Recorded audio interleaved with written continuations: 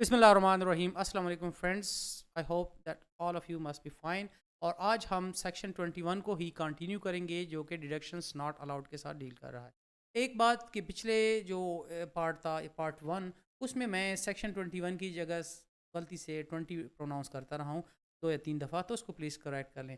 तो इसके जो सब सेक्शन 1 और उसमें से क्लास ए, बी और सी, ये हमने पिछले पार्ट में कंप्लीट कर लिए थे। तो इस लेक्चर के अंदर हम क्लास सी ए से कंटिन्यू करेंगे।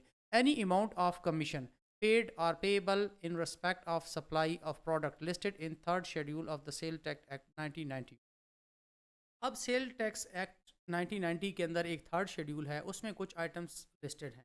तो अगर आप जो आइटम आपके पास सप्लाई होके आ रहा है या जो आपने परचेज किया है, वो इस शेड्यूल में है, where the amount of commission paid are payable exceed 0.2% of the gross amount of supplies there of. तो और आपका जो जो कमीशन है, जितनी आपके पास सप्लाईज आई हैं, उसका 0.2% से एक्सीड कर रहा हो। मिसाल के तौर पर आपने 2 करोड़ की 1 करोड़ की जो है ना परचेज की हैं, उसका 0.2% निकालें। अगर वो कमीशन उसका इससे ज़्यादा बन रहा है, तो उस सूरत में आपने जितना भी कमीशन उसको पे किया है, अगर आपने टैक्स नहीं काटा तो कमीशन का, तो फिर आपको वो एक्सपेंस अलाउ नहीं होगा, unless the person to home the commission is paid are payable. लेकिन कब ये जो है ना वो होगा, ये सेक्शन अप्लाई नहीं होगा कि जिस पर्सन को आप कमीशन की पेमेंट कर रहे हैं, यानी जो कमीशन एजेंट है, वो अगर एक्टिव टैक्स पेयर लिस्ट में may be is appearing in the active tax payer list under this ordinance. अगर वो टैक्स पेयर जो है एक्टिव टैक्स पेयर लिस्ट में यानी एक्टिव फाइलर है, तो अपियर हो रहा है, तो फिर उसको आप उसका अगर कमीशन नहीं काटते तो कोई मसला नहीं है, कमीशन की टैक्स नहीं काटते तो प्रॉब्लम नहीं है। अदरवाइज़ अगर आपने टैक्स नहीं काटा तो जितना भी कमीशन आपने पे किया उसको एज एन एक्सपेंस आप नहीं क्लेम कर सकते। D, any entertainment expenditure in excess of such limits or in violation of such conditions as may be prescribed। Prescribed का जहाँ भी वर्ड आएगा तो ये रूल्स में नॉर्मली प्रेस्क्राइब कर दिया गया है, उसका प्रोसीजर वगैरह जो है वो और जो कंडीशंस हैं वो लिस्ट कर दी। तो अगर एंटरटेनमेंट एक्सपेंडिचर हमें पता है कि कुछ बिजनेसेस के लिए बहुत ज़्यादा ज़रूरी होता है। आप मिसाल को जिस तरह प्रॉपर्टी का बिज़नेस हो गया, फार्मास्यूटिकल के बिज़नेस हो गए, इसमें आपके पास लोग आते हैं तो आप उनको चाय शाय खिलाते हैं, खाना खिलाते हैं, अच्छा इन्वायरमेंट। तो ये जो एंटरटेनमेंट या आपके एम्प्लॉइज़ के लिए भी जो है ना ये इस तरह के एक्सपेंसेस कर सकते हैं, उसको एक लिमिट से अगर आप एक्सीड करते हैं तो फिर या फिर कुछ कंडीशंस को वायलेट करते हैं, तो फिर उसका आपको डिडक्शन आप क्लेम नहीं कर सकते। ठीक है, मिसाल के तौर पर 15% है, 10% मैक्सिमम लिमिट है एंटरटेनमेंट की एक्सपेंसेस की। अब आपने 15% कर दिया तो पहले 10% तो आपको अलाउ होगा, लेकिन नेक्स्ट 5% आपको आपकी इनकम में ऐड हो जाएगा, या उसको आप एज एन एक्सपेंस नहीं क्लेम कर सकते। Any contribution made by the person to a fund that is not recognise provident fund, pension fund, approved super एनुएशन fund और अप्रूव्ड ग्रेजुएटी। अब मेरे ख्याल में अब आपको काफ़ी हद तक क्लियर हो गया होगा कि प्रोविडेंट फ़ंड क्या होता है, पेंशन फ़ंड, ग्रेजुएटी फ़ंड, ये सारे तकरीबन सिमिलर नेचर के होते हैं जो एम्प्लॉई बेनिफिट के लिए होते हैं। इसमें से ये होता है कि एम्प्लॉई की सैलरी में से कुछ पार्ट काट के एक फ़ंड में डाला जाता है, और कुछ केसेस में एम्प्लॉयर भी अपना एक कंट्रीब्यूशन कर रहा होता है एम्प्लॉइज़ के वेलफेयर के लिए, ताकि वो जब रिटायर हों या नौकरी छोड़ के जाएँ तो उनको एक अच्छी लमसम अमाउंट में। लेकिन अब ये जो एम्प्लॉयर का कंट्रीब्यूशन है, वो किसी जो है ना वो जो जिस फंड में वो कर रहा है वो है अनअप्रूव्ड है, अनरिकॉग्नाइज्ड है। तो इस सूरत में जो भी वो कंट्रीब्यूशन करेगा वो इसको डिडक्शन के तौर पर क्लेम नहीं कर सकता। Any contribution made by the person to any provident और the other fund establish by the for the benefit of employ of the person.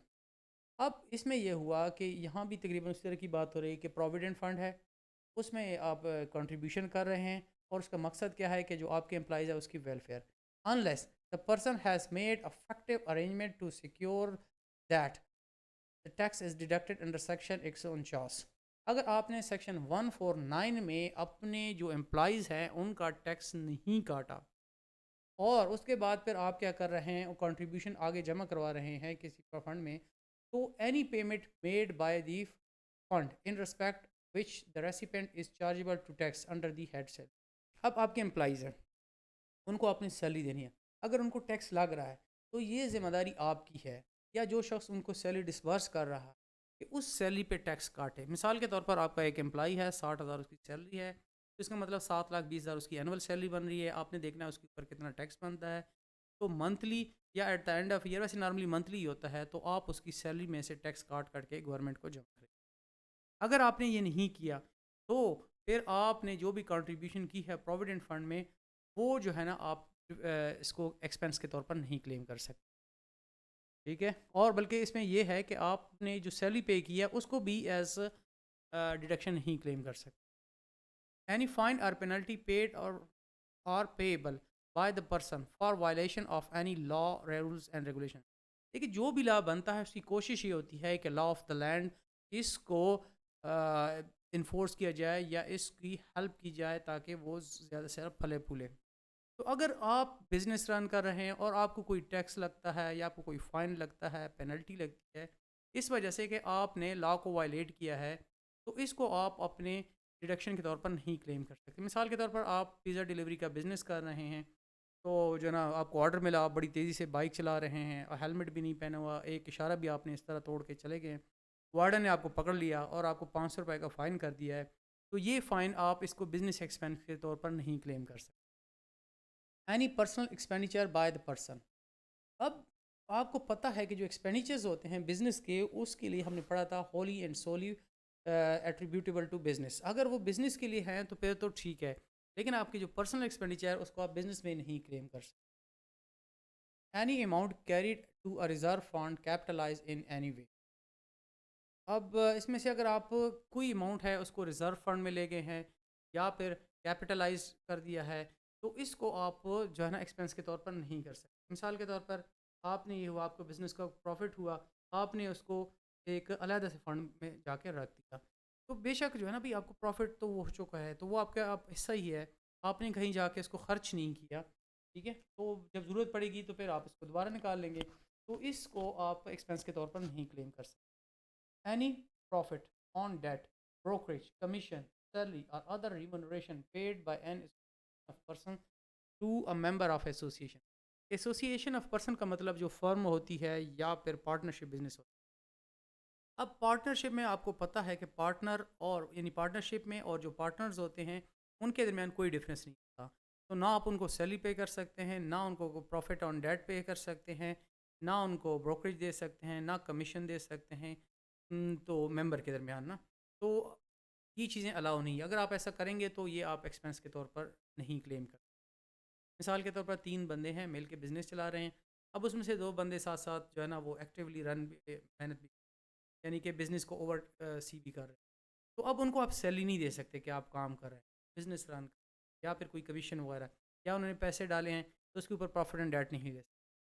Any expenditure for transaction paid or payable under a single account head which in aggregate exceeds 250,000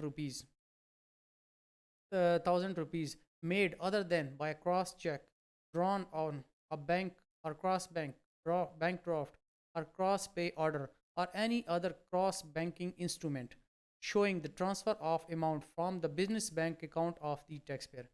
دیکھیے سب سے important یہ, بلکہ یہ L ہو گیا اور M ہو گیا اور سی, یہ بہت امپورٹنٹ سیکشن ہے. جب آپ آڈٹ کریں گے تو سب سے زیادہ آپ نے یہ چیزیں چیک کرنی. اس میں یہ ہے کہ کوئی بھی بزنس جو ہے اگر ایک ایکسپینڈیچر کر رہا ہے یا ایک ٹرانزیکشن کر رہا ہے اور وہ پیمنٹ جو کرتا ہے وہ ایک سنگل ہیڈ میں, مطلب ایک سنگل جو ٹرانزیکشن جو بنتی ہے, اگر اس کی اماؤنٹ 2.5 लाख रुपए سے زیادہ ہو جاتی ہے, یہ اس سال چینج ہوا ہے, پچھلے لا میں یہ 50,000 روپے, اگر اس سے زیادہ ہو جاتا ہے اور آپ کسی کراس چیک یا بینک ڈرافٹ یا کسی بینکنگ انسٹرومنٹس جس میں یہ پتہ چلے کہ یہاں سے پیسے نکلے اس بندے کے اکاؤنٹ میں گئے, تو اگر اس کے علاوہ پے کرتے ہیں تو پھر بے شک آپ نے پیمنٹ کی ہو لیکن آپ اس کو ایکسپینس کے طور پر نہیں کلیم کریں. یہ ڈاکومنٹیشن کے لیے ہے اور اس لیے ہے تاکہ لوگ فرضی قسم کے ایکسپینسز نہ ڈالیں بزنس. اور اس میں یہ آپ کس ہونا ایسے چاہیے کہ اس میں پراپر جو ہوتی ہے ہسٹری ہو یا پھر جو ہے نا موومنٹ نظر ہے آپ کے اکاؤنٹ سے پیسے کے دوسرے بندے کے business account. Provided that online transfer of payment from the business account of payer to the business account of the payee, as well as payment through the credit card, shall be treated as through the banking channel, subject to condition that such transactions are verifiable from the bank statement of the respective payer and payee. اب اس میں یہ کہا گیا کہ صرف cross check وغیرہ کی نہیں ہے، آج کل آپ کو پتہ ہے کہ